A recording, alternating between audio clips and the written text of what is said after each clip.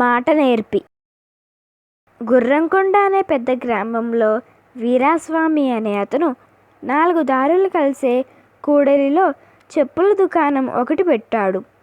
మొదట్లో అతడి దుకాణానికి చాలామంది చెప్పులు కొనేందుకు వచ్చేవాళ్ళు. కానీ ఎవరికి ఏ చెప్పుల జత నచ్చేది కాదు. చెప్పులు వదులుగా ఉన్నాయనో లేక మరీ బిగువుగా ఉన్నాయనో చెప్పి వెళ్ళిపోతుండేవారు. ఈ స్థితిలో వీరాస్వామి బాగా ఆలోచించి ఏదో తిరుగులేని ఉపాయం తోచిన వాడిలా ఆనందపడిపోతూ మర్నాడు ఉదయం దుకాణం తెరిచాడు.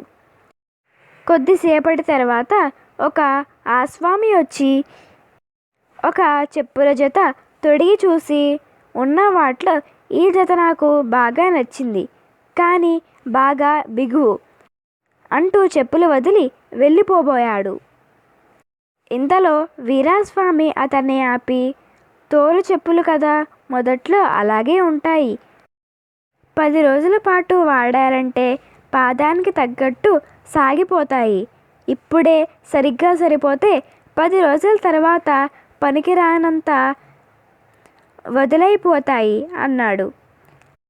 ఆ సామి అవునన్నట్లు తల ఊపి చెప్పులకు డబ్బిచ్చి వెళ్ళిపోయాడు.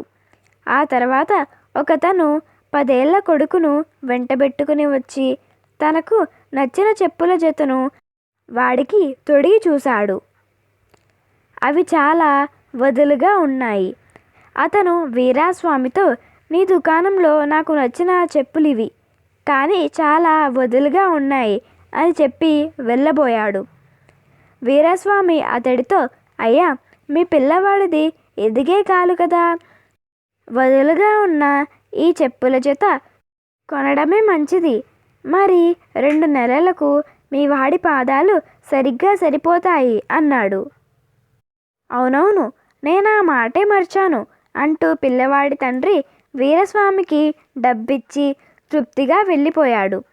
ఈ విధంగా వీరాస్వామికి తెలిసి వచ్చింది ఏమిటంటే, మాట నేర్పు, సమయస్ఫూర్తి లేనివాడు జీవితంలో ఎందుకు రాణించడని. ధన్యవాదములు.